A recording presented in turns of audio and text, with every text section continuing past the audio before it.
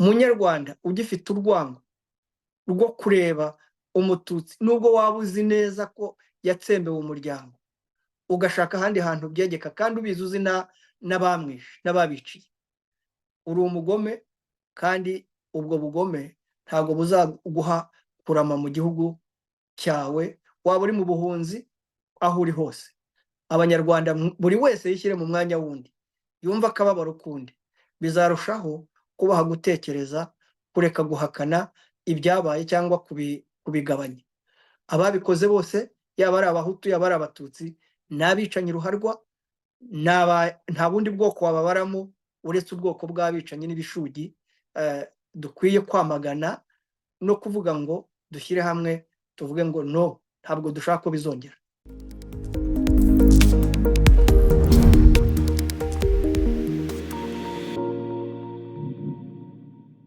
Bakunzi ba radiyo televiziyo Ishakwe, turabasuhuje. Dukomeje ibiganiro byacu nk'uko twabibasezeranije mu kiganiro duheruka gukora. Twavuze ko dukomeza igice cya kabiri cy'ikiganiro twahaye inyito guhakana jenoside byunguye iki abaharanira gukuraho FPR. Icyo kiganiro tumaze kugikora nabwo twabonye ibitekerezo byoherejwe n'abantu bacyumvise, n'impaka nziza zubaka. Turagira muri iki kiganiro tuze kuzigarukaho, ariko nanone ndagira ngo tuze kuvuga ku kintu, ku muryango twashinze witwa Rwanda Truth Commission, ni ukuvuga Ukuri Rwanda, umuryango ugamije kuvugisha ukuri cyangwa gushakisha ukuri ku byabaye mu Rwanda. Ndaza guha Jonathan Musonera turi kumwe muri iki kiganiro ijambo azi kugira icyo abisobanuraho, ariko mbere yo kugira ngo tugeraho ndagira ngo musuhuze kandi nawe muhe umwanya asuhuze abatwumva. Komera Musonera. Urakoze muvandimwe Musangamfura, ndagushuhuje nanjye kandi ndagushimiye iki kiganiro cy'igice cya kabiri cy'ikiganiro twakoze ubushize, twabashije kongera guhuriramo kugira ngo tuganire, twungurana ibitekerezo ku bibazo bikomereye igihugu cyacu, bijyanye n'ubwicanyi buteye ubwoba bwakorewe abanyarwanda bo mu moko yose muri jenoside.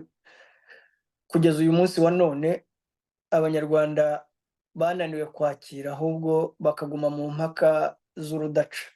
Turagira ngo rero twungurane ibitekerezo, kandi icy'ingenzi kuri byose dufatane mu mugongo, kuko abo twabuze ni ababyeyi bacu, ni abavandimwe bacu, ni inshuti, ntabwo bazagaruka. Mbifurije rero amahoro n'imigisha y'Imana, ubworoherane no kwishyira mu mwanya wundi kugira ngo wumve akababaro ke. Murakoze. Urakoze cyane. Ndibutsa nyine abatwumva ko iyi ari radiyo televiziyo Ishakwe, ijwi ry'ishyaka Ishakwe Rwanda Freedom Movement. Iki kiganiro ni igice cya kabiri cy'icyo twakoze ubushize, twahaye inyito guhakana jenoside byunguye iki abaharanira gukuraho FPR Inkotanyi. Ndagira ngo ngushimire ko wabonetse muri iki kiganiro, kandi ndagira ngo nahite nkubaza kubera ko ni wowe muri iki kiganiro uza gufata ijambo rirerire cyane, ariko ndagira ngo mpere kuri Rwanda Truth Commission, umuryango Ukuri Rwanda cyangwa Commission Verite Rwanda. Uwo muryango twawushinze muri 2016, uraza kunyibutsa neza. Ese ubundi uwo muryango wari ugamije iki? Urakoze muvandimwe Musangamfura. Iki kibazo ni ikibazo cyiza cyane. Nagiye si ubwa mbere tugiye kongera kukigarukaho, nagiye ngisobanura mu buryo butandukanye buri gihe kuva mu 2016. Iki gitekerezo cyo gushinga Rwanda Truth Commission, ubundi ni igitekerezo twaratekereje tujya gushinga RNC. RNC tujya kuyishinga harimwo mu by'ukuri abasirikare bari bafite imyanya ikomeye mu butegetsi bwa Kagame cyangwa se mu gisirikare. Harimo General Kayumba Nyamwasa, harimo Colonel nyakwigendera Patrick Karegeya, harimo Major Dr Rudasingwa Theogene, harimo na Gerard Gahima wahoze ari Procureur General. Hakaba ubwo ndimo ndavuga ku rwego rw'abatutsi bari muri RPA. Hakaba nanjye wabaye muri icyo gisirikare. Tufata rero igitekerezo cyo gushinga RNC, habayeho consultation hagati yacu. Muribuka neza ko icyo gihe Patrick Karegeya nyakwigendera yari amaze igihe amerewe nabi, bamuhiga kumwica. Kayumba Nyamwasa yari amaze nawe guhunga ageze muri South Africa. Muribuka ko bamurashe mu nda karibu kumwica. Noneho haza kuza igitekerezo cy'uko dukwiye guhaguruka tugashyira hamwe tukerekana ukuri kose ku bintu byabaye. Ejo Kagame atazatwica umwe buri wese ibyaza atanabitangaje, cyane ko harimo n'ikibazo cy'ihanurwa ry'indege. Haza kubaho rero kujya impaka no kuvuga ko ibyo bintu bidashoboka igihe cyose tutariyunga n'abahutu ngo twegerane, cyane abari mu butegetsi bwa Habyarimana, ababaye mu butegetsi bwa Kayibanda muri MDR Parme Hutu, wa Habyarimana muri MRND, yaje kugira n'ishami rya CDR ryaje gukora amahano. Ibyo byose twagombaga guhuza abo bantu n'abandi bari muri za societe civile kugira ngo tuganire ku kuri dushobora kuvuga ko azafasha abanyarwanda kwiyunga no kuzubaka igihugu noneho gitandukanye n'icyaranze abami, n'icyaranze ubutegetsi bwa Kayibanda, icyaranze ubutegetsi bwa Habyarimana, n'ubutegetsi bwa Kagame bwaje ari akarusho mu mabi yose abaho ku isi. Turabyumvikana, nibwo habayeho kuganira n'abantu babaye muri ayo mashyaka cyangwa se muri ubwo butegetsi bwo mu gihe cya Kayibanda, mu gihe cya Habyarimana. Dufata umunsi wo kuzahurira muri Amerika kugira ngo ibyo bintu tubiganire, twumvikane umurongo dushobora kugenderaho kugira ngo ibyo bintu turebe ko tuzabishobora. Tumaze kumvikana nibwo twafashe inzira mu kwa 12 muri 2010 tujya kuganira kugira ngo turebe icyo twakubaka. Icyo gitekerezo rero cyo kuvugisha ukuri ku byabaye ku banyarwanda twavugaga mu byaranze amateka nyuma ya revolution yo muri 59, hicwa ry'abatutsi, ihunga ryabo, ibyabaye mbega muri icyo gihe cyo kuva 59 kugeza ku butegetsi bwa Kayibanda kuzamura kugeza akorewe kudeta 73, no kuganira ku byabaye 73 Habyarimana akora kudeta n'ibyaranze ubwo butegetsi kugeza 90 FPR inkotanyi ziteye, no kugeza 94 FPR hanura indege yari irimo Perezida Habyarimana na Perezida Ntaryamira w'u Burundi. 'Tumaze kubyumvikana nibwo twakoze ariya matangazo ko twashinze ishyaka rya Rwanda National Congress. Twari abantu benshi, harimo n'abatarabashije gusinya babiretse, ariko twari abantu benshi mu by'ukuri. Nyuma mu kwezi kwa mu mwaka wa 2011 tuza kugira ikibazo cyo gutangira kubona ko ibintu noneho ari amanyurane n'ibyo twari twumvikanye n'umwuka mwiza twari dufite dushinga RNC. Dusanga ahubwo abantu twashinganye RNC ari ku ruhande rw'abatutsi no ku ruhande rw'abahutu turi mu macenga. Uwo mwaka warangiye biri buhoro buhoro, bigeze muri 2012 biba birakomeye, kubera ko imyumvire yacu n'abo bantu twabasabaga kugira ngo nka Kayumba niwe wari ukuriye DMI igihe twari mu ishyamba, niwe wafashe icyemezo we na Kagame na Kabarebe cyo guhanura indege yari itwaye Habyarimana na Ntaryamira b'u Burundi, ko ashobora kuza habona agasobanura neza icyo kintu uko cyagenze. Ikindi nibutsa abadukurikiye nuko DMI mu by'ukuri mu gisirikare niyo yari yubatse, yari igize igisirikare, niyo yicaga abasirikare, niyo yisha abaturage benshi.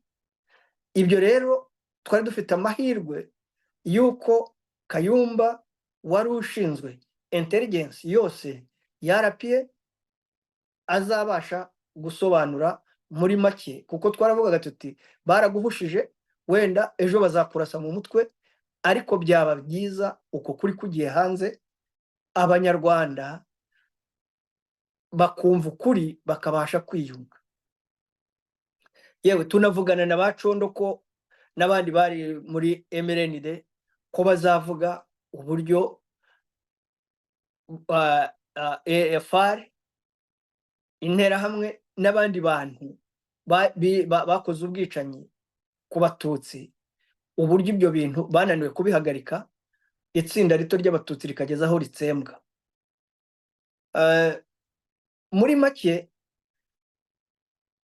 icyo gitekerezo nari ngihuriyeho cyane na Rudasingwa na Gahiba na Joseph. Ni nk'ahari twebwe twasigaranye igitekerezo cy'uko kuri gukwiye kujya hanze. 1994 2014 nyakwigendera Patrick Karegeya yamaze gupfa, noneho ibintu biba bibi ko Kayumba yabaye nk'ufashe ibintu byose, noneho aragenda ari imitsinda riri paraleli y'ubutegetsi bwa RNC, y'abari bagize inama nkuru y'ubuyobozi bwa RNC, ashyiraho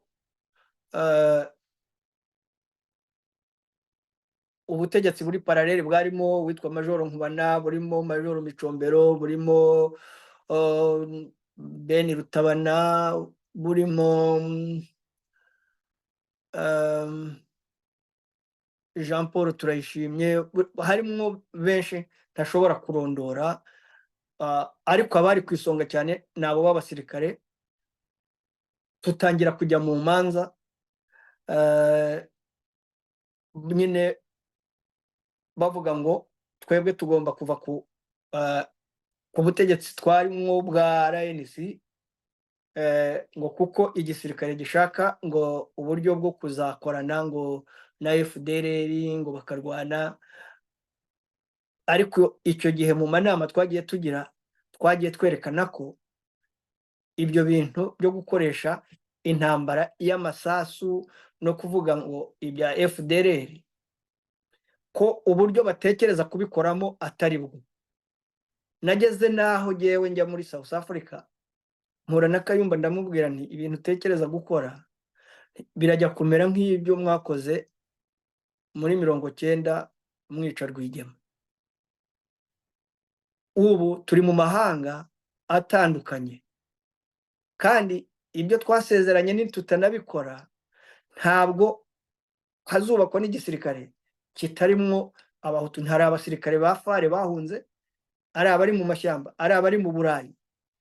Ntabwo organization yigeze ishyiraho uburyo bwo kubegera ngo abo bantu tuganire nabo, noneho niba hari n'ikiri bwubakwe cyubakwe kiri hagati y'abo basirikare baturuka muri ibyo bice byose. Ariko uko twabibonaga ko Kayumba yashakaga imbaraga, ndetse n'abahutu twari kumwe ari abo bacondo babaga muri MRND n'abandi bararuciye bo bararumira n'ibya MRND barabiceceka. Noneho Kayumba we ababwira ko azabafasha, akaba ababwira ko afite ngo abasirikare mu Rwanda, ngo afite abamukurikira. Tukababwira tutarababeshya, ibi bintu ntibishoboka. Niba mushaka kubaka igisirikare nimufate abo bantu bava muri MRND bahoze muri FARE bahure n'abahoze muri RPF baganire igikorwa batekereza gukora bagikora bate. Kuko igisirikare gitandukanye na politiki, kiba kirimo imbunda, kiba kirimo ibikoresho byica. Mudafite umwuka umwe n'umurongo umwe mwakwicana mutaragera niyo mugera. Tugatanga ingero ku byatubayeho muri RPF. Biratunanira, bitunaniye duhitamo kudivorce, ariko byadufashe imyaka hafi tuba muri izo ntambara zitoroshye. Niba mwarakurikiye ibiganiro byakurikiye tumaze gushinga New RNC, mwumvise n'ibiganiro nagiye ngirana na bacondo n'abagenzi be uko byagiye bigenda. Hanyuma rero nihuse ku kibazo wambajije, nagira ngo mbahe amateka ya Rwanda Truth Commission. Tumaze gutandukana twahise dukora iyo declaration, yari jyewe na Dr Rudasingwa na Joseph Ngarambe. Gahima we yavuze ati ndananiwe mu mutwe, ntabwo naba mvuye muri RPF ngo ngaruke nanone mu bantu bateye nka RPF. Ahitamo kwicecekera, avuga ati mumpe break mbanze ntekereze neza. Ariko twebwe uko kuri, kubera ko twagombaga guhita tugushyira hanze, twahise dukora iyo declaration twerekana ko abahutu bakorewe jenoside, twerekana ko uko RPF ariyo yahanuye indege yari irimo Perezida Habyarimana na Perezida Ntaryamira na bagenzi babo. Twerekana igisirikare kuva hejuru, igice kimwe cy'abagiye bategura ubwicanyi bwagiye bukorerwa abahutu mu gihugu imbere no muri Kongo. Tunakora ibiganiro bitandukanye. Icyo gihugu byari muri 2017 na 16 itariki ya mbere z'ukwa karindwi, itariki y'ubwigenge. Itariki ya mbere z'ukwa karindwi nkwibukije niho New RNC n'inkubiri mwarimo twashyize hamwe, noneho twubaka cya gitekerezo neza, twubaka ishyaka ry'ishakwe Rwanda Freedom Movement, noneho dushyiraho n'ubutegetsi cyangwa se inzego zihagarariye Rwanda Truth Commission. Ariko icyari kigamijwe nuko jenoside yakorewe abatutsi Loni yarayakirira yemera, inkiko zijyaho, bamwe baranafatwa bari mu butegetsi n'abari mu gisirikare cyo kwa Habyarimana, na nyuma ya Habyarimana amaze gupfa abafashe ubutegetsi uko bitwaye mu gihe cya jenoside itsemba abatutsi. bacibwa urubanza, abandi barafungwa n'imbere mu gihugu, abandi barahunga, ariko ntabwo FPR yigeze icibwa urubanza ngo inerekane uburyo mu by'ukuri tudakwiye guhunga, ko ihanurwa ry'indege ni kimwe mu bintu byabaye imbarutso ya jenoside. Ikindi abanyarwanda bagomba kumenya ni uko FPR ntabwo yateye u Rwanda izanywe no gukiza abatutsi. Ntabwo FPR yazanywe mu Rwanda no gukiza abatutsi, yazanywe no gufata ubutegetsi, nicyo cyatumye itangira intambara. Iyo iza kuba mu by'ukuri yararengeraga abatutsi, yagombye kurengera twe twayisanze. Ibyo nabivuzeho ubushize. Abatutsi, abana b'abatutsi benshi barapfuye kuva batangiye kujoininga RPF, kuva mu mpera za 90 kuzamura 91 kugeza n'uyu munsi wa none. Rero abantu babasha kubimenya neza uko kwica abatutsi mu gihugu byari inzira imwe ya bugufi ya RPF kugira ngo ifate ubutegetsi vuba. Ikindi, hari uruhare rukomeye cyane rw'abasirikare bacu bagiye bagira mu bwicanyi butandukanye, kuko hari hamwe na hamwe aho basangaga ikirundo cy'abahutu n'abatutsi bahunze bakabicira rimwe. Ntago bajyagamo kuvangura ngo baravangura abanaba. Ibyo rero ni amateka yacu tutagomba guhunga, ariko mu by'ukuri ishingwa rya Rwanda Truth Commission ryari ukuvugisha ukuri ku bwicanyi bwakorewe abahutu. Twebwe nubwo abaturwanije n'abahutu benshi baturwanije bavuga ko tutari Loni, ntabwo Loni ari izanyemeza ibyo nzi ngo mbivuge. Ubwicanyi bwakorewe abahutu narabubonye, ubwo ntabashije kubona naganiriye n'abasirikare bagenzi banjye. Ni ubwicanyi burenze uko mwebwe mushobora kuba mutekereza. Ibyo rero kutabivuga ni ishyano. Niyo mpamvu twiyemeje kugira ngo ubwo bwicanyi bwose buvugwe, tunemeza ko ari jenoside. Igihe cyose n'inkiko zizajyaho tuzabibera ubuhamya, abahamya bo guhamya uko abahutu batsembwe. Ariko ntabwo ibyo biba intandaro yo gupfobya cyangwa guhakana jenoside yakorewe abatutsi. Abantu babyumve neza, mbisubiremo, n'ubushize nabivuzeho. Ntabwo ibyo bibikuraho, kuko akababaro kanjye ntabwo gasumba akababaro kawe. Icy'ingenzi ni uko ari jye, ari wowe, buri wese yishyira mu mwanya w'undi, akumva akababaro k'undi, akumva uburyo kababaza biryana mu bwonko, ukababara mu mutima, ku buryo utakwifuza ko bizongera kuba ukundi mu gihugu cyangwa kugira undi muntu byageraho. Wenda naba ngusubije ijambo, ngira ngo mvuze ibintu byinshi. Nibyo, ubuze byinshi by'ingenzi. Uduhaye amateka ya Rwanda Truth Commission, ukuri Rwanda, cyangwa se Commission Verite Rwanda. Uduhaye amateka yayo ku buryo mu by'ukuri umuntu wese yumvise igitekerezo cyavutse gite, noneho kiza gushyirwa ahagaragara ryari gute. Nicyo ngicyo nari nkubajije, wasubije neza. Wenda nyihanganira gatoya, wenda nk'umunota umwe cyangwa amasegonda 30. Ndagira ngo nibutse abadukurikiye, hari amavideo nigeze gukora mu kwezi kwa 11, kwa 12, kwa 10, nza no kuyashyira hanze. Buriya ndi mu bantu bafunguye YouTube mu kwezi kwa 12, shyiraho izo video zageraga kuri video zigera kuri 5.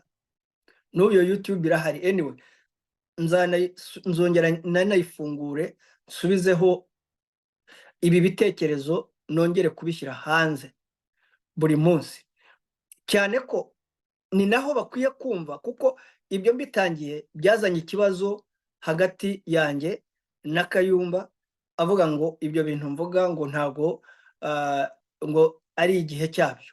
Ndavuga nti twubaka RNC nicyo gihe twari twaravuze ko tuzabivuga, ntimwabivuga. Niba wumva hari ibyo ngenda mbeshya kandi nari ntaravuga byinshi, wazafata umwanya ukanyomoza, yaba kuri radiyo Itahuka cyangwa se no mu yindi nzira wakoresha. Nagira ngo aba bantu bumve uko ibyo bintu nabikoze. Kubera iki? Kubera agahinda ko ibyo twari twumvikanye muri RNC batatumye tubivuga. Murakoze, nicyo nagira ngo nshyiremo hagati. Urakoze. Ntabwo ari we wenyine uharanira ukuri, si mwe mwenyine muharanira ukuri. Hari abanyarwanda benshi koko babonye ibyabaye, bakaba bifuza ko byajya ahagaragara kugira ngo isi yose imenye ibyabaye ku Rwanda, ibyabaye ku banyarwanda. Birumvikana ibyo tuvuga biri ku bwicanyi Abahutu bakoreye Abatutsi, n'ubwicanyi abantu mu bwoko bw'Abatutsi bakoreye abo mu bwoko bw'Abahutu. Ni Abanyarwanda bishe abandi. Ni ukuvuga mu by'ukuri, nk'umunyamahanga utwumva aba yumva tuvuga ubwicanyi bw'Abanyarwanda. Hari n'abantu rwose nk'abantu bo muri Congo, hari abo nigeze kuganira nabo, kuba umuntu ari umunyarwanda babona ari umuntu, mu gifaransa umuntu bita dangereux, babona ari umuntu ushobora gukora amarorerwa igihe icyo ari cyo cyose. Babona umunyarwanda ari umuntu ushobora kumena amaraso mu buryo bworoshye kandi akaba yakwica abantu nta n'icyo abahoye. Icyo kintu rwose bakitubonaho. Njya mbona no mu bazungu aho tugenda hirya no hino, barakubwira bati ukomoka he? Uti nkomoka mu Rwanda. Umuntu agasubiramo ngo u Rwanda, ngo hahandi abantu bicanye cyane, cyangwa hahandi abantu bicana cyane. Ni ukuvuga rero ko iyo shusho turayifite Abanyarwanda. Ikibazo rero duhura nacyo muri iyi minsi ni nacyo kijyanye n'inyito y'iki kiganiro, biriya byo gupfobya, si ugupfobya, no guhakana jenoside, aho twibaza tuti byunguye iki? Kubera ko kwemera amahano yabaye mu gihugu, kubyemera ni uguha agaciro amaraso yamenetse. Ntabwo hari ababyemera wenda mu buryo bwo kuvuga bati isi niho igeze, cyangwa se niyo mvugo ihari, ariko ugasanga abantu bari mu ntambara yo gusobanura ukuntu ubwoko bakomokamo aribwo bwarenganye kurusha ubundi bwoko.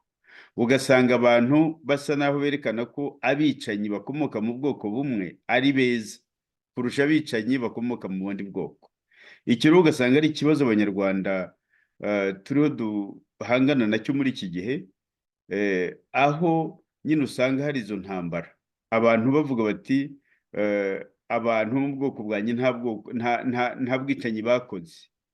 Ingero natanga ni iyo tuvuga jenoside yakorewe Abatutsi, birumvikana iyo jenoside abantu bayikoze bakomoka mu bwoko bw'Abahutu, ariko ugasanga hari cya kintu cyo kwerekana ko ngo iyo jenoside yakozwe n'abantu b'abatekinisiye bavuye muri FPR, barazanywe no kugira ngo bazayikore kugira ngo FPR bihereho ifata ubutegetsi. Bityo ukavuga utese abantu babaye kuri izo ngoma, cyangwa bakamiwe n'izo ngoma, cyangwa bakoreye izo ngoma, kuba bafata ibintu gutyo na nyuma y'imyaka nka 30 baramutse basubiranye ubutegetsi, ninde wakumva afite umutekano? Yaba Umuhutu yaba Umututsi, ninde wakumva afite umutekano? Igihe umuntu atagira umwanya wo gusubiza amaso inyuma ngo avuga ati ibiriya bintu ibyabaye kiriya gihe byaramarorerwa, ndetse ngo anavuga ati dore ababikoze ni bakanaka na bakanaka, bakoze ishyano, bambika ibara abantu bose, bambika ibara igihugu, bambika ibara ubwoko bwabo. Kuba rero icyo kintu tukivuga muri iyi minsi koko birazana impaka mu bantu, bakavuga bati ibyo muvuga ngo jenoside yarateguwe, cyane cyane ubwo n'igihe bavuga ngo navuze ko jenoside yateguwe, bati hari no mu bibazo twagiye tubona twandikiwe n'abadukurikira, hari abavuze bati kuki muvuga ko yateguwe kandi urukiko mpanabyaha, urukiko mpuzamahanga mpanabyaha rwa Arusha rwaravuze rutaragaragaje ibyo bimenyetso, rwarabibuze.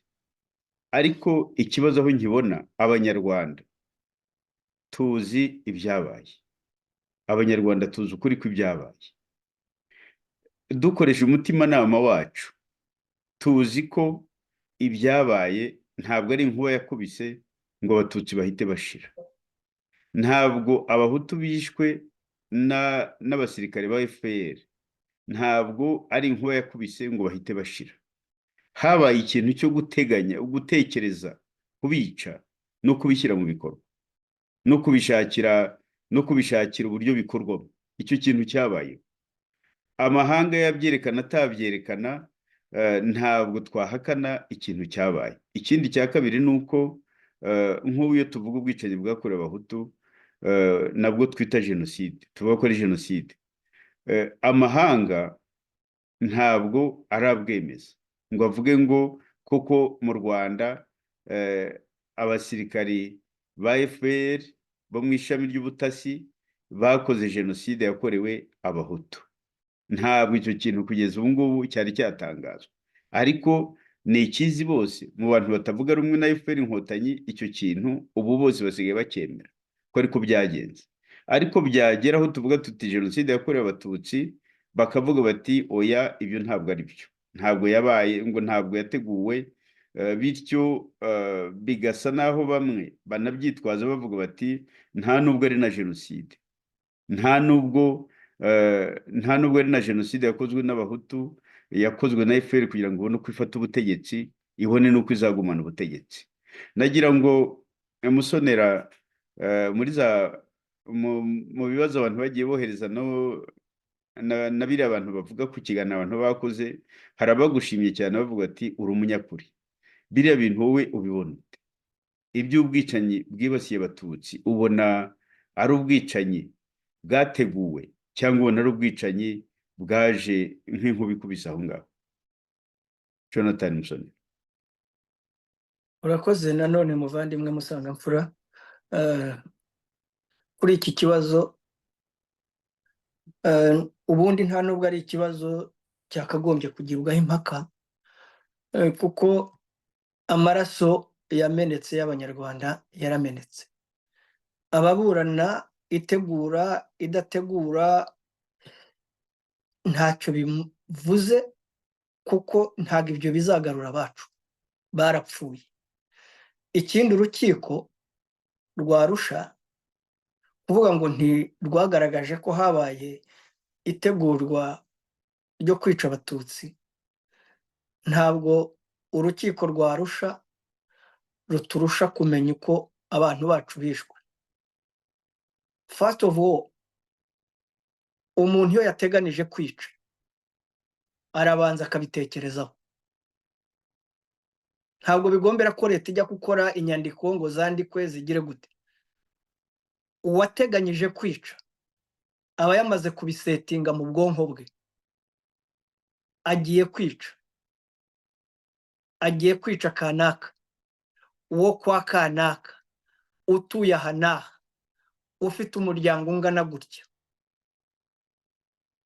Niba afite abantu bangana batya 10 cyangwa 20, tuzagenda turi itsinda ringana gutya kwica aba bantu. Abo bantu baba bamaze gutegura mu mutwe wabo no mu mibereho yabo ko bagiye kwica. Ntabwo rero wambwira ngo umuntu aragenda agafata umuhoro agatema undi, gusa umuntu bari basanzwe babana neza, nta kibazo bari bafitanye, ngo mbwire ngo uwo muntu ntabwo yategujwe mu mutwe kandi baramubwiye ko umwanzi ari umututsi. Ntabwo wambwira ngo abantu barabyutse gusa, cyangwa se nk'uko wabivugaga, inkuba yaramanutse, umurabyo rarabya, inkuba irakubita, abatutsi ihitamo abatutsi na bamwe mu bahutu batari bemeraga ayo macakubiri irabatwara. Ibyo bintu ntabwo bibaho. ahubwo nanjye wababaza ikibazo kuba navuga ngo nibyo Arusha ni urukiko koko ntabwo rwagaragaje ko leta ya Habyarimana hari itegurwa ryo gukora jenoside ryari rihari. Abo sibo baduteye amacumu tuvuga ko habayeho jenoside yakorewe abahutu. Uyu munsi wa none sibo baturusha kuyivuga ko abahutu bo bakorewe jenoside, babivuga babikuye he? Ese ni iki bundi cyababujije kudufasha kuva muri 2016?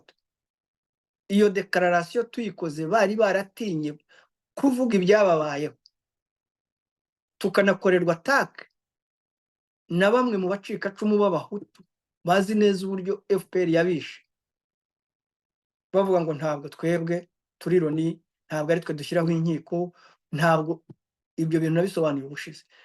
Ntabwo rero ubwicanyi nka buriya bubaho nk'impanuka. N'ubwicanyi ujya kwica aba yateguye, akafata ibikoresho byo kwicisha, akajya kwica aho azi agiye kwica, akagenda akica. None se kuki niba bitari byateguwe, kuki batahitaga ku ngo z'abahutu ngo nabo bica abo bahisanze mu nzira bose? Kuki bagendaga ku rugo urundi, urugo ku rundi, urugo ku rundi, kandi bazi n'abantu barimo? Nabasobanurira ubushize yenda akandi gato nakongeraho nuko mu Rwanda mu giturage abantu barongeye bafata imbwa bazambika amayugi kugira ngo bajye guhiga, babaga bagiye bihishe mu bishanga n'umuntu bagiye kwica hirya no hino, abantu barongera bajya guhiga. Ikindi gihe nabonye, kuko nari mpari jenoside yakorewe abatutsi irangiye, hari aho wajyaga mu giturage ugasanga umuryango barawishe barawurangiza, noneho isambu barayigabagabana, noneho ndetse n'imivumu n'ibindi n'imiganda y'urugo bakaba bararanduye neza, nta kimenyetso na kimwe wahabona ko ahantu hari higeze haba urugo. Ibyo rwose hari aho nabibonye bimeze gutyo, ugasanga ari imirimo ihinze utamenya ko ahantu higeze haturwa n'abantu.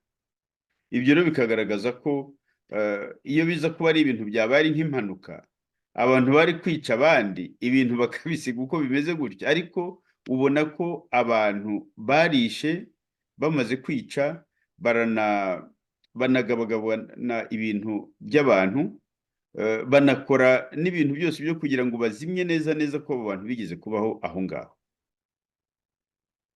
6B, ibyo urimo uvuga ni ukuri, kubera ko iwacu barashenye,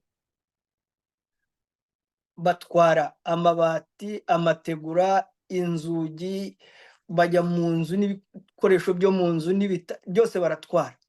Inzu bagerageza kuyisenya kubera ko ari inzu ikomeye y'amatafari, irabananira, basenya igice kimwe, ariko hejuru bayisakambuye n'ibiti babitwaye n'imbaho byose. Abakozi bo mu rugo twari dufite abakozi, harimo umwe w'umututsi n'umwe w'umuhutu. Umuhutu bamukubise isasu mu kuguru kubera ko yashatse kubarwanya, yiruka n'isasu, umututsi we baramwishe. Ariko uburyo ibyo bintu byakorwaga, 6B, ntabwo ushobora kumbwira ngo bishe abantu batazi abari bo, bari babazi. Iwacu bo byaranatinze kuko bishe cyane mu matariki y'impera z'ukwezi kwa kane, mu mpera z'ukwezi kwa kane, kubera ko abahutu b'iwacu banze kwica, banarwana n'abajandarume, barwana n'abantu bashaka kwica. Ko muri foruje harimo abakoraga muri foruje bashatse kuza kwica abantu b'iwacu, barabarwanya. Konseye wacu na burugumesitiri bari barashyizeho, abaturage barababwiye bati ntimuramenye, ntimuzice abaturanyi banyu, kugeza aho burugumesitiri wacu bamufashe, bamuzirika ku modoka baramwica, konseye wacu baramwica, n'abandi bakonseye banze kuyoboka barahunga. Ubwo nibwo batangiye gufatanya nyine n'abo muri foruje baturutse mu mihana hirya no hino, reteri, elegitorogaze n'abajandarume, batangira kwica nyine, barica cyane ko n'abahutu b'iwacu abenshi harimo abari bafite abagore b'abatutsikazi, abatutsi bafite abagore b'abahutukazi, baragenda bakica abagore babo, abandi bakica abagabo babo, bagasiga umuhutu. Umupfakazi w'umugore wari ufite umututsi, umupfakazi w'umugabo wari ufite umuhutukazi, hagasigara mbega bakica abatutsi, abo bahutu bakabasiga. Ni ibintu abantu dukwiye kwirinda cyane, kujya muri iyo mvugo yo kuvuga ngo dore ngo na Arusha ntiyigeze ivuga ko ngo abatutsi ngo jenoside yabo yateguwe. Arusha ntabwo ariyo idutegeka ibyo tuvuga, ibyo twabonye n'amaso yacu. Abantu bishwe n'abaturanyi babo, bicwa n'abantu babanaga. Ahubwo hazagire uvuga ngo leta yari iriho yakoze itangazo ryo kwamagana ubwo bwicanyi, igisirikare cyariho n'inzego z'iperereza na jandarumeri bahagurukiye kurwanya icyo kintu no kwamagana ubwo bwicanyi. Radiyo Rwanda na RTRM zahamagariraga abantu kwica.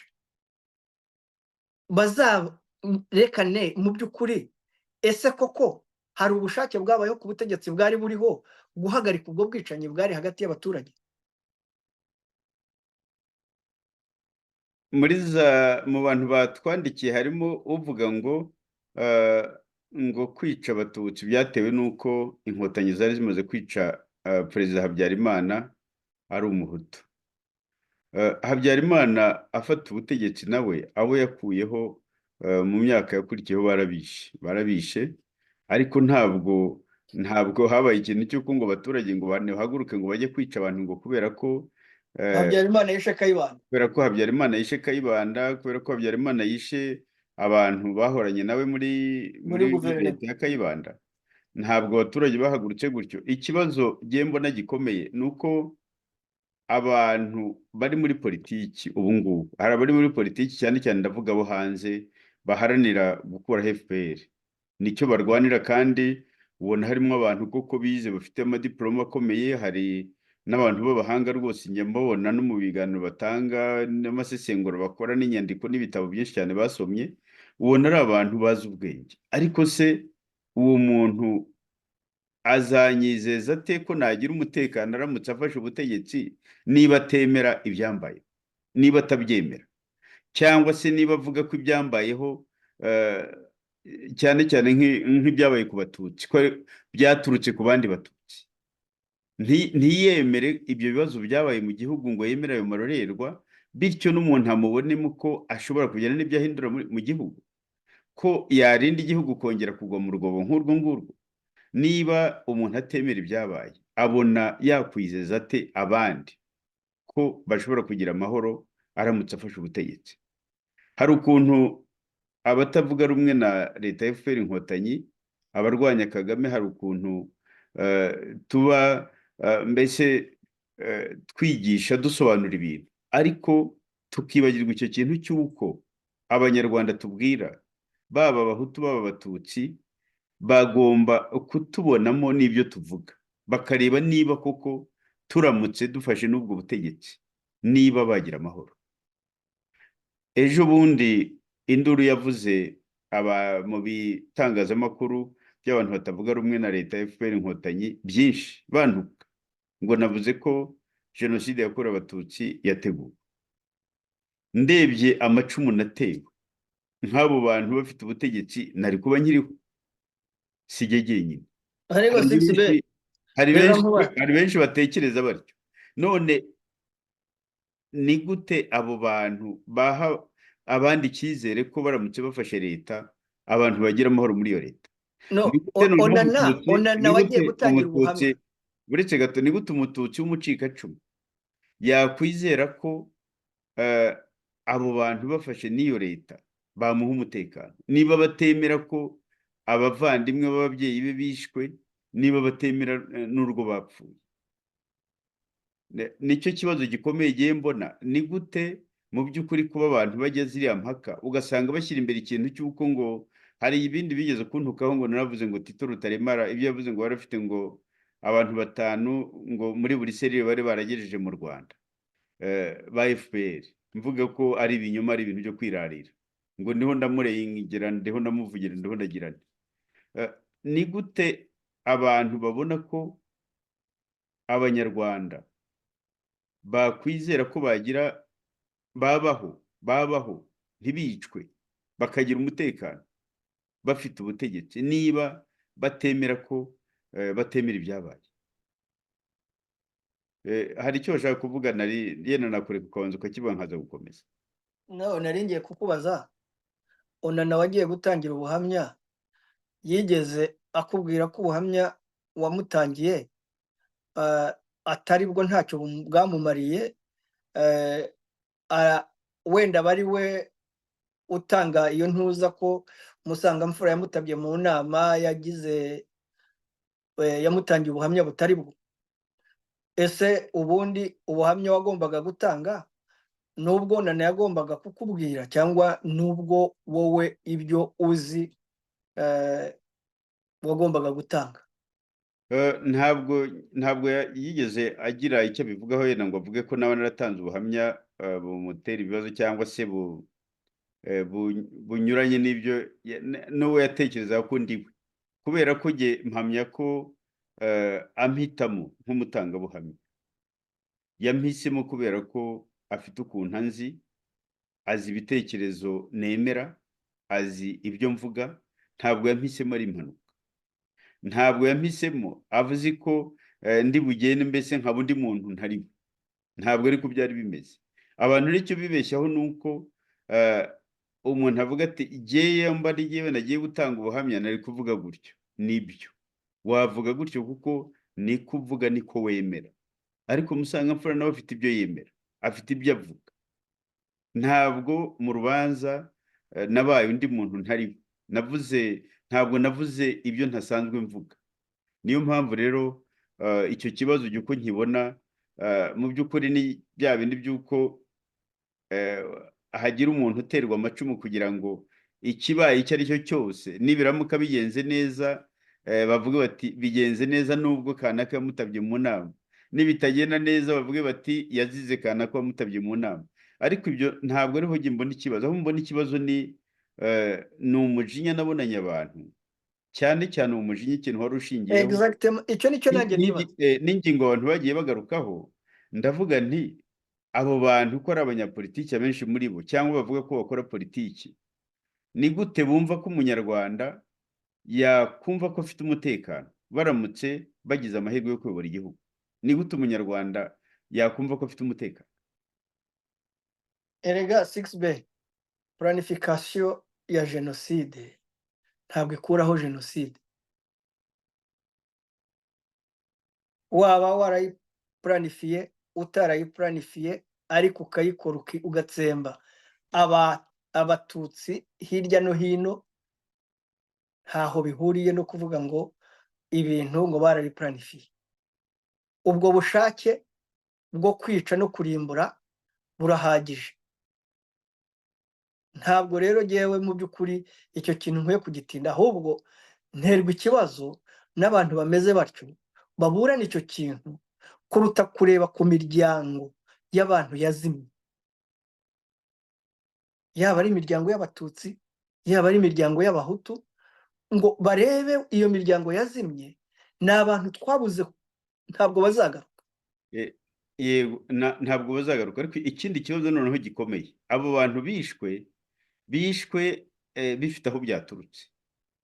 Noneho ni gute umuntu yenda uvuga ko yari afite aho ahuriye n'ubwo butegetsi, ni gute kugeza ubu mu myaka 30 adashobora kuvuga ati nubwo buriya butegetsi yenda nabwibonagamo, ndahamya ko kanaka na kanaka bagize uruhare muri ubu bwicanyi? Ni gute uwo muntu yumva ko hari ibyo yanyigisha by'ukuri? Ni gute yumva ko yakwigisha abantu ibintu by'ukuri? Ibyo nibyo twari agasoma ibitabo twarasezeranye. bitandukanye, akasobanura amateka n'ibindi, avuga ngo turabeshya turagira gute, ni gute ukuri kwe kuri he, kuri none se ibyo wowe urumva koko Musangamfura abantu bafite iyo myumvire, iyo mitekerereze, ko bamaze kwiyambura ubumuntu?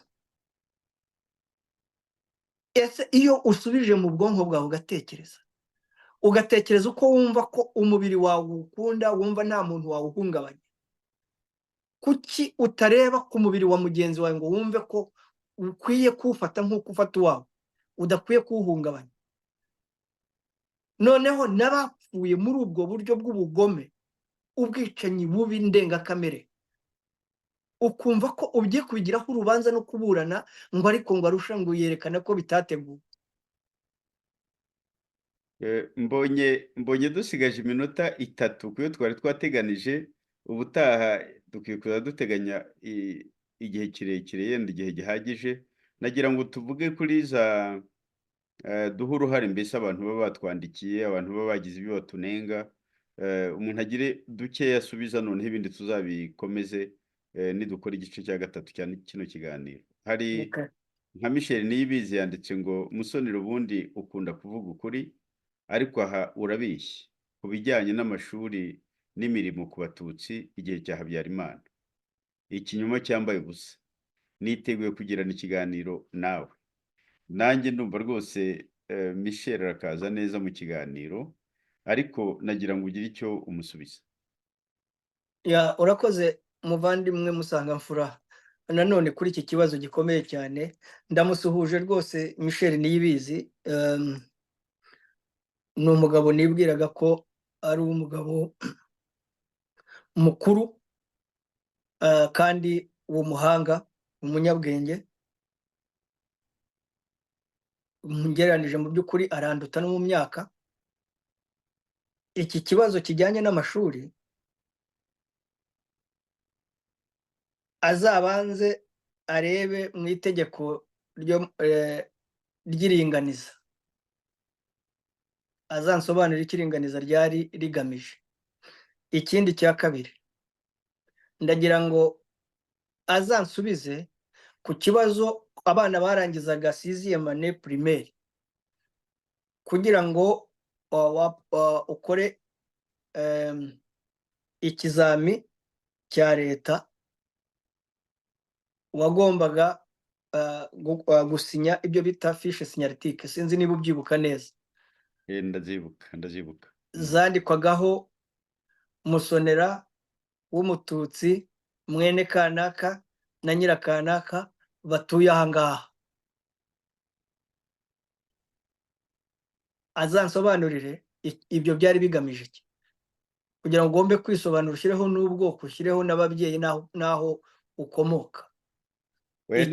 Niyo nakuzuza gatoya aho ngaho, ubwabyo kugira ngo hajyeho politiki y'iringaniza, ubwabyo ni ukwerekana ko Abanyarwanda, ni uguca ibicemo Abanyarwanda. Kuko ubundi niba mushaka gutera imbere, mugashyira imbere ikintu cy'uko abahanga, abagaragaje ubushobozi ari bo batera intambwe, noneho mukagira na politiki yo gufasha yenda abo mwaba mubona bafite intege nkeya. Ariko kuvuga uti ndatanga imyanya nkurikije ubwoko, nkurikije akarere, ubwabyo ni ikibazo. Ni ikibazo gikomeye, kuko bavugaga ko Abatutsi ari 14%. Ni ukuvuga ngo Abatutsi imyanya bagombaga kubona, urumva byari umwanya, ntibyageraga no ku myanya 2%. Ikindi dukwiye kurebereraho, muribuka amacakubiri yo kwigisha igihe twigaga amateka, bavuga ngo Abatutsi muhaguruke, Abahutu muhaguruke, tugiye kwiga amateka y'igihugu, amateka yabaye. Uzi ko aribwo twigishwaga ibya Kanjogera. Uwo Kanjogera yari afite inkota ruhuga, yicishaga abana b'Abahutu, cyangwa se yashaka guhaguruka yagombaga guhagurukira ku mwana w'Umuhutu amushinze iyo nkota. Hagati yacu abana twigana turi abana bato, ukamenya Umuhutu, ukamenya Umututsi, ukamenya uwo mwamikazi, uwo mugabekazi uko yari umugome yicaga abana b'abahutu, bigashyira urwango ruhebera ubugome mu bwonko bw'abana. Icyo ni ikijyanye n'amashuri. Nibizi ndagira ngo rwose azaze mu kiganiro azaze mu tuganire. kiganiro tuganire. Yego, nagira ngo igihe kitadushirana, ndumva wari umusubije bihagije, yenda twazakomeza mu kiganiro naramuka abonetse, nzamushaka. Rwose Hari undi noneho wanditse, urabona abantu batwandikira, usoma inyandiko y'umunyarwanda, ari nacyo kibazo kigaragaza ko tugifite ibibazo, ukamenya ko ari umuhutu cyangwa ari umututsi. Ndavuga n'umuntu iyo avuga ati genda aharanira inyungu z'abanyarwanda, aravuga ariko ahagushije ukaza kuvuga uti uyu ni umututsi, arahanira inyungu z'abatutsi, uyu arahanira inyungu z'abahutu. Icyo kibazo turagifite, niyo mpamvu yenda n'intambwe tuvuga dutera usanga abantu bagenda bigura intege.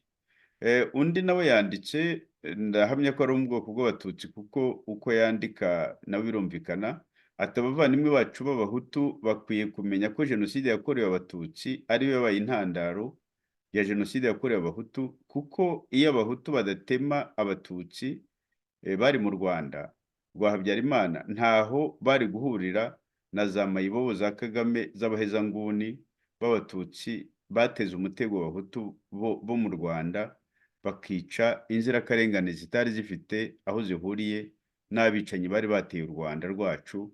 Rero abavuga ibya jenoside yakorewe abahutu bamenye ko bayikorewe na Kagame n'ibigwari bazanye bitagira ubwoko, ntabwo bayikorewe n'abatutsi nk'uko benshi babyibeshya.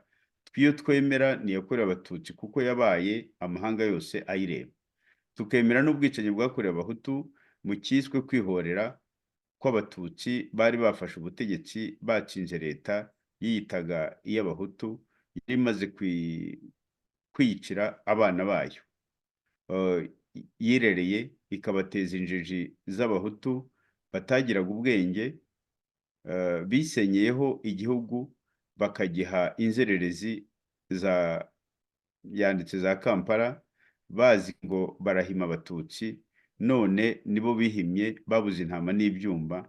Icyo bazi ni ukwirirwa batiza umurindi Kagame, baburana za jenoside bo ubwabo bitangirije izuba riva, bikarangira ari bo biriza amarira y'ingona.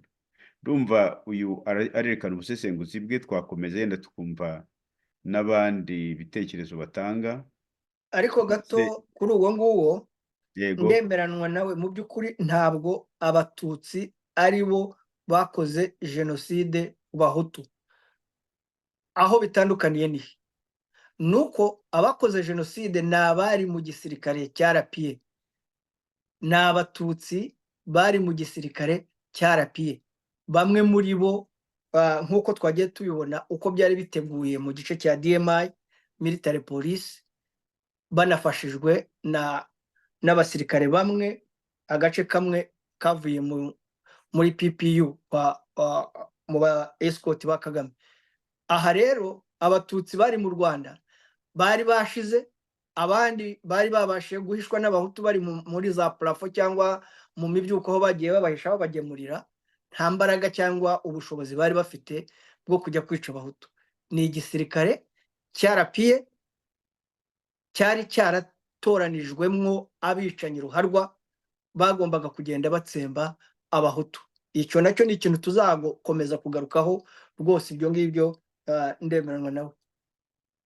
undi nanone wiyita ngo Valverde aravuga ngo ndabasuhuje kandi turabakunda cyane. Icyo mbona cyo ni uko muri opozisiyo ziri hanze y'igihugu hari abantu badashaka kwemera ko jenoside yakorewe abatutsi yateguwe, n'abandi badashaka kwemera ko jenoside yakorewe abahutu yabaye, kuko wumvise neza amagambo ya Gaspard Musabyimana wa radiyo Inkingi wumva ko ashaka gutagatifuza ubutegetsi bwa Habyarimana. Muzumve ikiganiro yakoze ejo bundi akora interpretation y'ijambo gukora mu rubanza rwa Sidi Kubwabo. Biteye agahinda pe. Ijambo yavugiye i Butare jenoside yakorewe abatutsi yarabaye kandi yarateguwe, itegurwa n'ubutegetsi bwa Habyarimana. jenoside yakorewe abahutu yarabaye kandi yarateguwe itegurwa na FPR.